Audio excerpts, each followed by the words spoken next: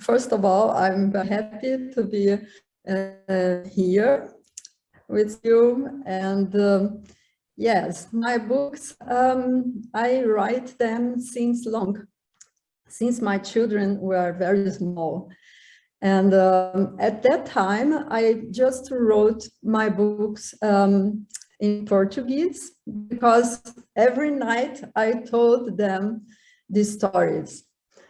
And the last one, Juju Jojo, I start to write them, to write it in German. My English is very bad. I try. No, it was very good, actually. I think everybody can understand very well and explain it very well. So, Juju and Jojo, original in German. And the other books? Yes, I start to write this in German, but the editor contacted me with the translator, and we talk a lot about the book, and he made some suggestions that was better, and it was professional. Yeah. Yes. It is a very nice book, very lovely with the two girls, and very special for me too, because Juju is the nickname of one of my nieces, and Jo is the nickname of my mom. So that's one of my favorites. The title, it's one of my favorites. Yes. I took very long to choose these both names. It was not very easy. Oh, really? And Yes. it sounds very natural. Those are very lovely. It was a very lovely choice. I'm happy about that. And your first book was The Tailor of Pinbauê. So in Portuguese is Tio Flores, in German, Onkel Flores, and also published in French, Tonton Couture. Yes. And can you talk a little bit more about what was the motivation behind that made you think, I'm going to write a children's book? Yes. Onkel Flores, Tio Flores, it's my favorite book, because it's a really real story. And I went with my family to Brazil for holidays, and we would like to fish in San Francisco River. Yeah. And because when I was a child, I always went there with my father at this place. And when we come there with my child and my husband, the river, it was completely different. And it was no fish. It was very few fish. And I thought it was it was wrong. I talked with the people at the place, the laundry women who wash her clothes there, and they told me that the river at this place, it was very dirty. And like this, it was no fish anymore. And I was very worried about that. And when I came back to Germany, I decided to write about this. And like this is a real story. And but because my father, he used to love this river. And I made this book for him. Yes. So that was a wonderful inspiration. It's really something that is happening, a change in the environment that is also causing a change in the way people live in some those very special and very beautiful areas in Brazil. Yes. This region where we used to go to fishing, it was near one factory for heavy metals, and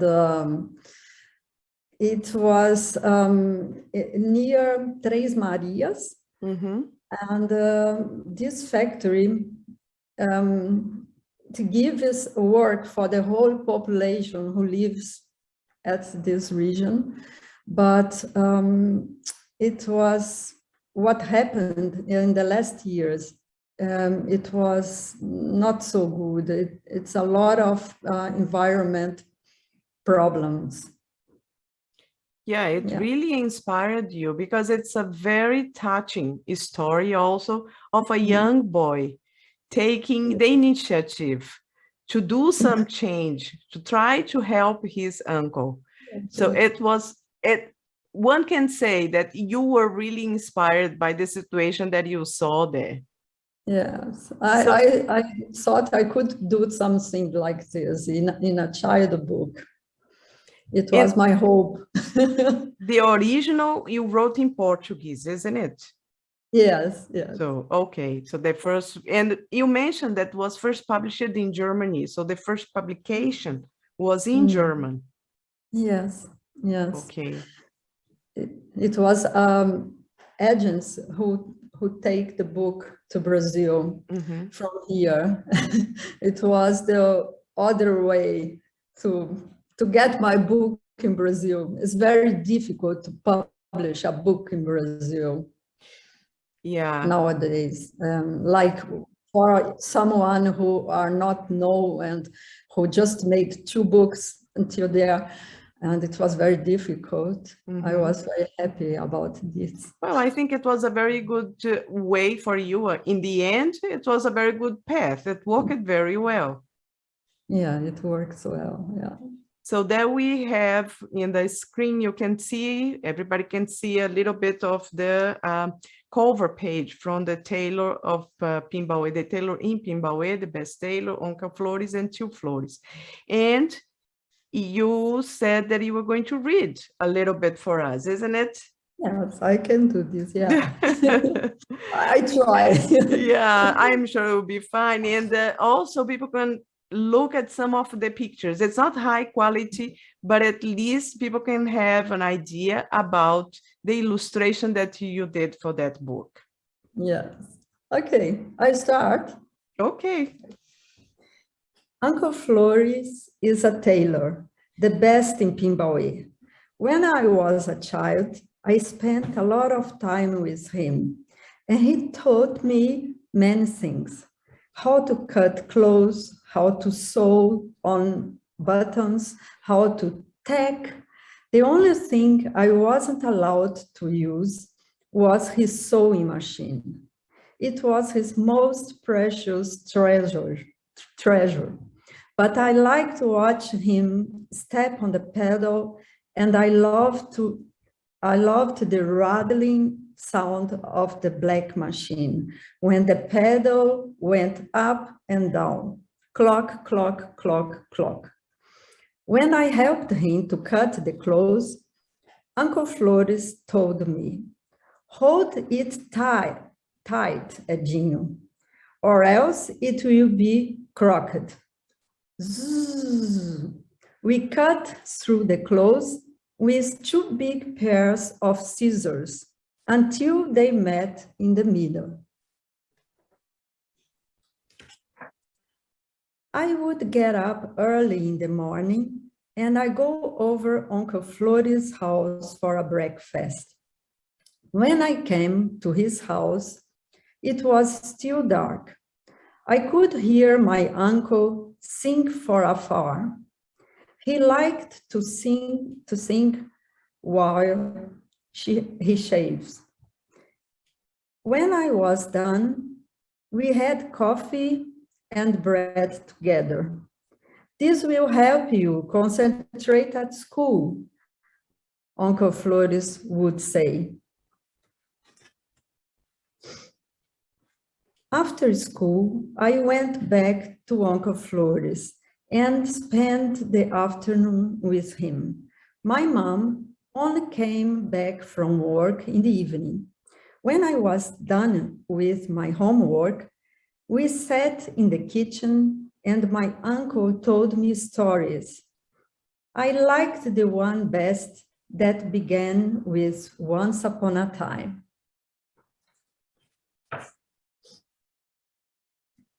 Once upon a time, the nets of the pescadores are fishermen, were full with fish, and the lavadeiras, the launderers, laugh and chat at the river, loud enough so that you could hear them on the other side. Your dad knew exactly when your mom lost her soap in the river. That was back then, when Pinbauê was still a small village, and the water of the Velho Chico was still clean. Uncle Flores told me. That's a very nice introduction. And yes. From there, I have a question also. I don't know if this did follow with all the other books like Juju and Jojo and the story of Bené, but you like to use, at least was used in the translations from Portuguese to other language, the original terms, the original Portuguese terms, like you mentioned pescadores, and then explain what that is. O Velho Chico, also it's a very specific expression to refer to the river, São Francisco. Yes, so true. This intention to bring about the original word also, I think, brings the reader closer to the story, to the setting, to the place. Was this your choice to keep those original words in Portuguese, even in the translated versions of the book? Yeah, it was not my choice. I didn't have much experience about editing one book, and it was the choice from my editor. And he said it would be very nice when we keep some words for the children, that they can also say these words and get a little bit used with the language. And this is one thing that my editor always used, Baobab books. They always use this kind of underfit words. I don't know how it calls. They always make this in their books. Yeah, I think it was a very good strategy, because it really makes the reader, the children, very curious to know more about the place, to know about the settings, to know about the culture and the tradition. And some children, when they read the books, sometimes are the mother or the father or grandmother from a land that speaks this language, and they are very curious, and say they can identify then the words that they already heard sometime, and yeah, I think it's a nice thing. And tell me more about the techniques that you use for the illustrations of your book, because it's very specific and very unique, I find, also for a children's book to be illustrated the way that you use specific techniques then to bring to your books. So tell me more about that. Yes, I use collage. Everyone knows this technique. In the kindergarten, I don't know, say work with this, but the special way that I use the collage is because I always use papers that I find. That's something like upcycle. And I take these papers that is almost to throw away, and I use them. They always are old papers, and like this, they get one. You can move them easier. You can, pode torcer e amassar, né? Não sei como fala em inglês. I'm sure everybody will be curious also about those words. That's good. Yeah. That's good Torcer, to people like amassar. that. Yeah. And you do the collages then, and after that you put together as a picture, and that it is the illustration of the page. So you use materials. I always start with the background. I always start with the background, and I make the figures separate. And I can move them in the in this background and decide where I put them. Oh, that's interesting. So that the characters are always there, but then they are changed into different parts of the illustrations of the book according to the story. Yeah, that's in. And what kind of material besides paper that you use for your collage? Sometimes I use like materials that they are two-dimensional, and but like net or sometimes plastic, but mostly I use paper. I try to use paper to make the paper looks like wood, or that it looks like metal. And yes, that's very nice to make this that the people don't know it's metal or is this wood. And your background, it's actually in industrial design. Yes. So that was more, it's something quite a change from there to children's books and illustration, like you were describing. This change occurred first when you start writing your books, or you already had since before some kind of activities related to this type of collage technique, not necessarily in the area of industrial design? In Brazil, I used to study arts, fine arts, but I always work with paint.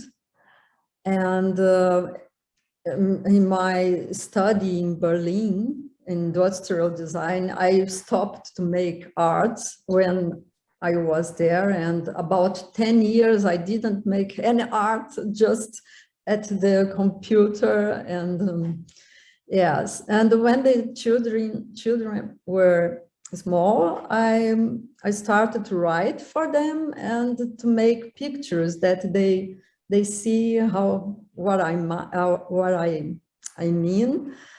And like this, I started to make paintings and sometimes to glue papers, and sometimes I stopped to paint and just use the papers like the colors, no? Yes.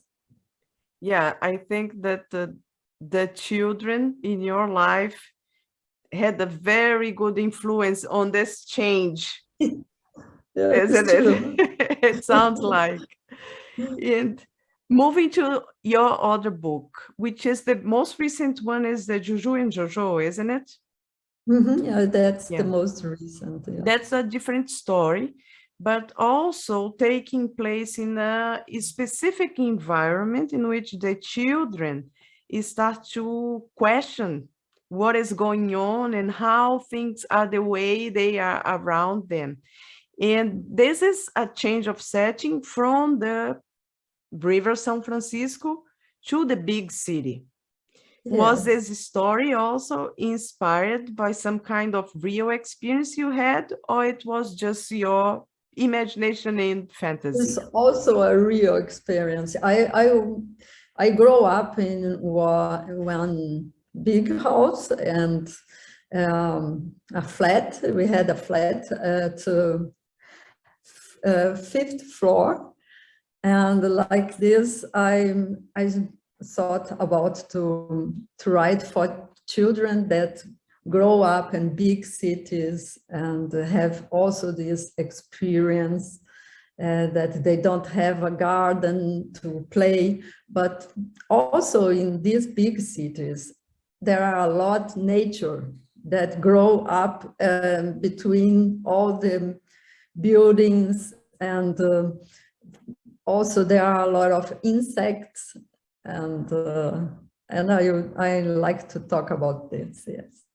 Yeah, and again, that is the touch of nature in the midst of all the big buildings and noise.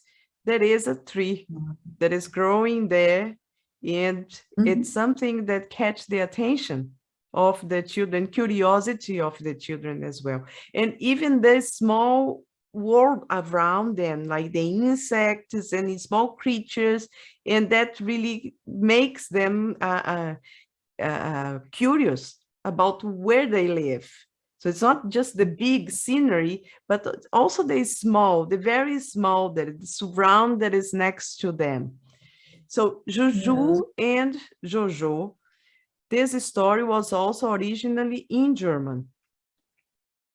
Yes, yes, it was a long process. I can't say that I just wrote this in Germany, also in Portuguese.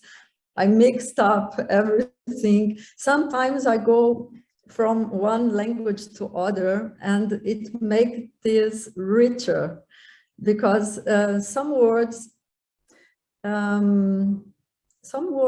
take to other associations. And when you're writing in your own language, you have more possibilities to association the thoughts. And like this, I play sometimes write it off in German, and sometimes in Portuguese. Yes, like this in Juju Jojo, it was very a lot like this. Yes. Juju and Jojo, there is no translation yet in Portuguese, isn't it? No, we tried to find one editor in Brazil. The same agency that took Tio Flores to Brazil tried to find one editor there, but it was very difficult. They didn't have the interest about the story, and yeah. Well, not yet. Maybe, yeah, not yet. That's what I was going to say. It's a pity, but maybe not yet. And in English also, it's not yet available. No, not it's just the original. Also not yet. Just in German. Yeah, that would be really a very nice story in English also, I think. Sometimes I don't know if this story fits to Brazil, to Brazilian children's, and I don't know. I think I don't know if they understand what I mean, because it's yes, it's a way to see Brazil for someone who are far away from Brazil since long. It's really like this. Yeah, I think that it's the reality perhaps of many children, especially nowadays, to live in big cities and sort of reduce it to the space of compact with many other buildings and many noises. And sometimes they don't really know all the details. They cannot see also all the details around them, because already, as you mentioned, just the building you grew up was up there. So that so many floors, you don't even sometimes know everybody who lives in the building. Yes. So I think that's much of the reality of the children nowadays. And this discovery of this small space, this small universe of insects and trees, actually it's hard to find that attention. So for some children, it's hard to catch up to that so fine detail in the surround that they are. But it's certainly a beautiful story. And I'm sure that also in Portuguese, children will love that. And thanks. yeah, it is. It's for me, it was very, very lovely. And I associate very much with, for example, with my nieces who are in situations like living in big cities, in apartments, and it has to do very much with what is the level of many children, especially girls also. Yes. Yeah. Well, I think it would be a very nice translation in Portuguese and also in English. So the same thing relate also if you think about in the US, for the big cities also, children who live in the big city, that's not really so far from the reality that they see around that, no? The surround that they have. Yeah. And another book, Bené, that's very also captivating story of a young boy, Benedito da Silva. And that story has been translated also to Swedish. So you did find the publisher also in Sweden. But again, that is not in Portuguese and not in English. Those two versions are not available yet. Yes, Bené is actually my successful book because he got many prizes.